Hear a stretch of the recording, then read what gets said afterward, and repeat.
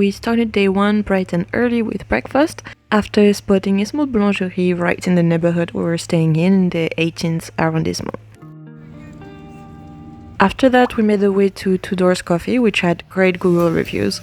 It didn't disappoint, the coffee was pretty good and it's a nice stop before a full day of working. This was our second time staying in Montmartre and we really liked the area. It's fairly calm, but still close to so many attractions. From where we were staying, it was only about a 15-minute walk to the heart of Montmartre. The only downside is that it's very hilly with lots of stairs, so be ready for a workout. We were in Paris just before Christmas and Montmartre was beautifully decorated, probably the area with the most festive decor. Beyond the holidays, it's one of the most iconic neighborhoods in Paris, known for its rich artistic past. Famous artists like Picasso, Van Gogh and Toulouse-Lautrec once lived there. And you can still feel that bohemian atmosphere as you walk around. With its small streets, local cafe and hidden corner, Montmartre has kept a village-like feel that feels very different from the rest of the city.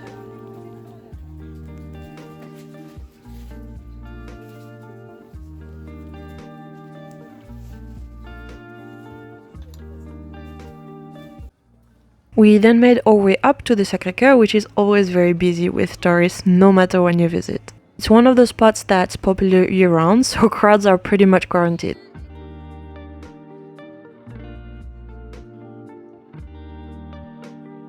That said, when you reach the top, the panoramic view over Paris is absolutely worth braving the crowd, especially on a clear day.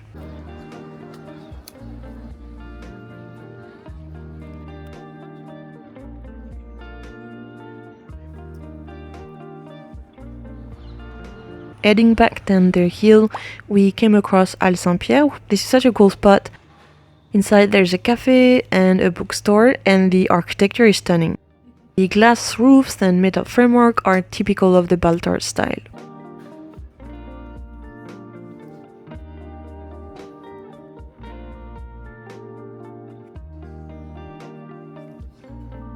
While browsing the books, I found a cute language book to help with my Greek learning that I decided to buy. We then continued walking around and ended up doing over 30k steps that day, exploring Paris pretty much entirely on foot. We really walked everywhere, moving from one neighborhood to the next. From there, we made our way toward the 10th and then the 2nd arrondissement, and we stopped briefly at the Marché Saint-Quentin. It's a covered food market that's very typical of French cities. The kind of place where you could easily stop for a quick bite or just wander around like us. In the 2nd arrondissement, we were ready for a quick pit stop and stopped at Twinkie to enjoy a coffee on the terrace. We also shared a French toast. It's not something I usually order, but it was actually really good.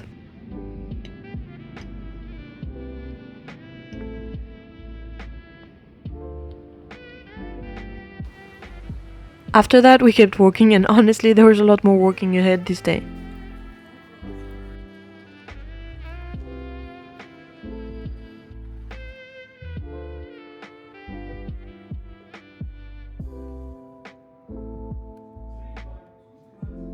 Eventually, we made our way to Le Marais, and we stopped at La Baguette du Relais, which is linked to the famous Relais de Venise, which is well known for its steaks and fries. Right next door, we found Les Archives Nationales. It blends architectural heritage with modernity, and it's stretched across few hectares in the heart of Paris. It has historic buildings, open courtyard, and a peaceful garden. It's really pleasant to wander around.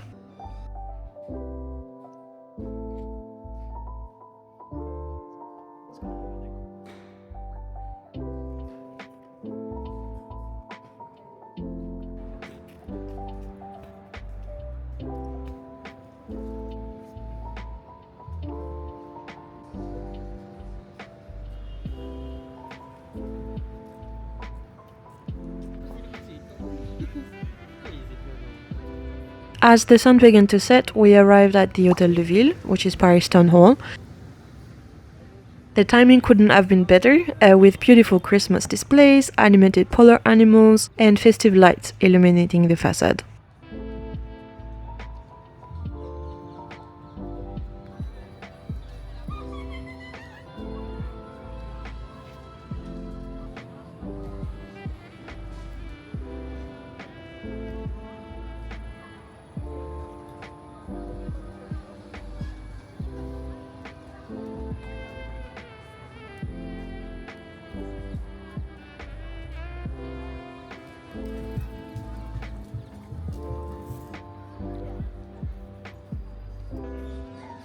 We then crossed the bridge to the Île de la Cité and stopped in front of Notre Dame.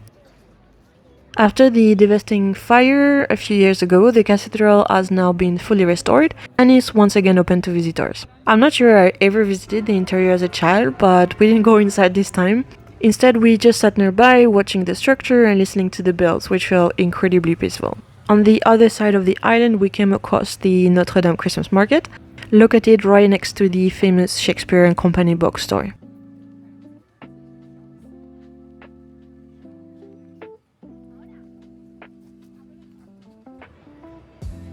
It was small but absolutely beautiful, with lots of artisans showcasing their work, and the decorations were stunning, especially with Notre Dame as a backdrop.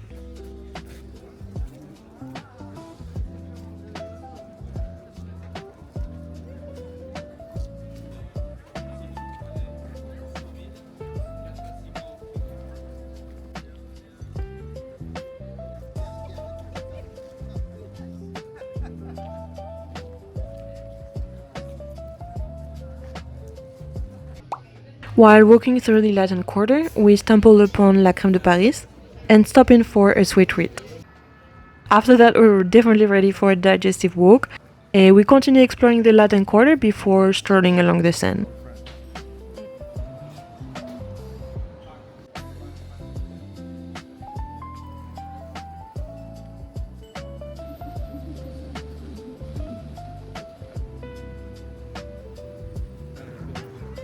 Next, we arrived at La Samaritaine, which is a department store I always enjoy visiting for its beautiful architecture. Inside, there was a huge delicate display designed to look like a bakery. It was very cute and definitely caught our attention.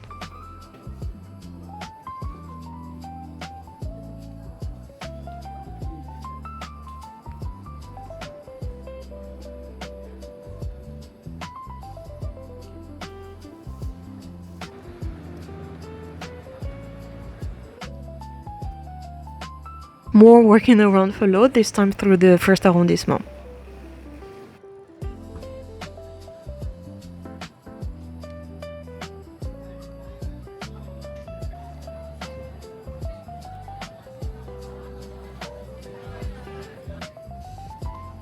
Eventually, we reached Galerie Vivienne, one of Paris' most elegant covered passages. Built in the early 19th century near the Palais Royal, it's known for its mosaic floor, glass ceiling, and refined boutiques. Walking through it feels like stepping back in time, and during the Christmas season, the decoration made it even more magical.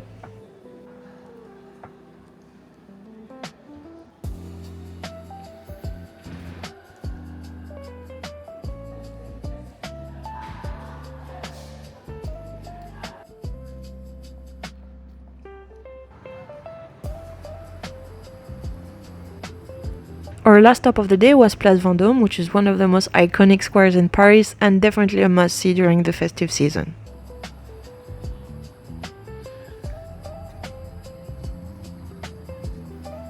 Before heading back to the hotel, we stopped in front of the beautifully decorated Cartier boutique.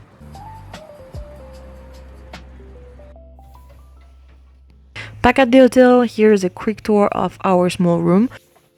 We really liked this hotel. It was compact, cozy, and had everything we needed.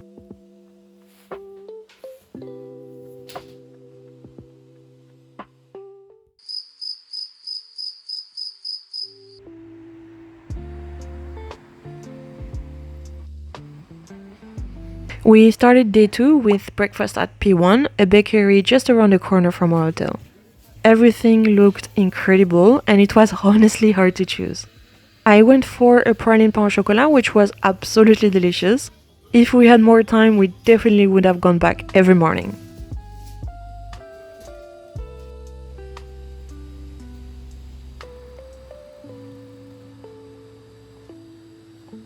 Right after breakfast, we headed straight to the Eiffel Tower, which is of course one of the most iconic landmarks in the world, and it's always such a treat to see it while in Paris. The last time we tried to visit, access was restricted due to the European Games, so this time it was really nice to finally enjoy it properly, both from afar and up close. Walking around it and seeing it from different angles never really gets old.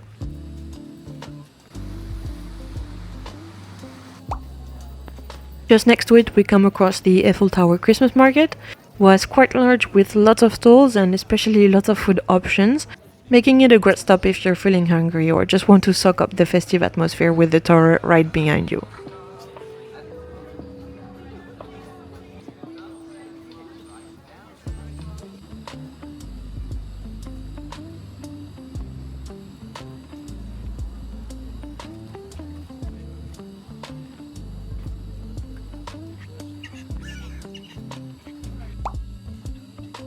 A little further along we passed through the Village Suisse, which felt much more intimate.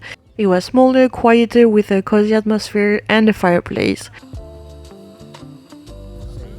We then continued toward the Trocadero, which is one of the best viewing points in Paris for seeing the Eiffel Tower. The view from here is incredible and a favorite for photos, although there's quite a few scammers around, so it's definitely an area where you need to stay alert. From there we wandered through the 16th arrondissement, which is known for being one of the most residential and elegant areas of Paris. Next we arrived at the Arc de Triomphe, which sits at the top of the Champs-Élysées and offers panoramic views of Paris if you go up.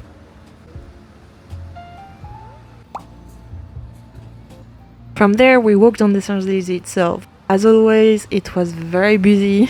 It's not my favorite area because of the crowds, but it's still an iconic avenue, especially if it's your first time in Paris or if you're in the mood for shopping.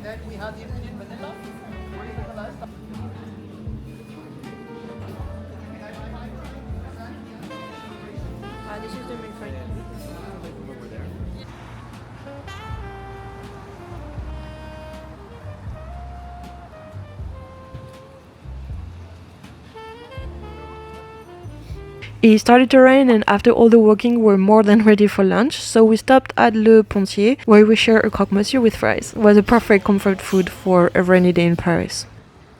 After lunch we headed to Boulevards Haussmann, which is probably the busiest shopping area in Paris, especially during Christmas time.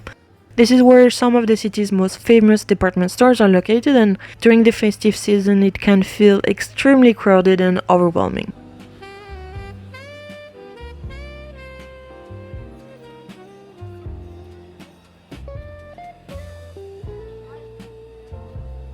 We visited Galeries Lafayette Gourmet, which is a large food hall offering everything from pastry to a gourmet product.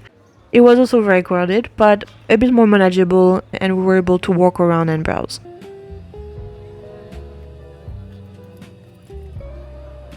Our final stop in the area was Galeries Lafayette itself to admire its famous Christmas tree under the glass dome. The tree was absolutely beautiful, but the crowds were intense. We even had to queue to access different floor levels. If you do not enjoy crowds, it is definitely a place to avoid during the holidays.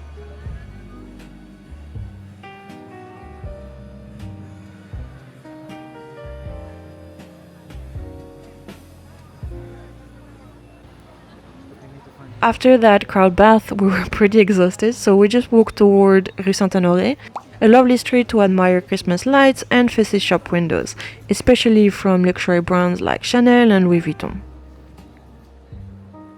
Since we were nearby, we also walked by Les Tuileries, where there was a huge Christmas market inside the garden.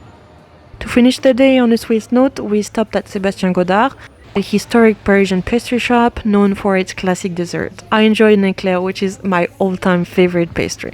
And that wraps up our 48 hours in Paris. I hope you enjoy coming along, and I'll see you in the next video.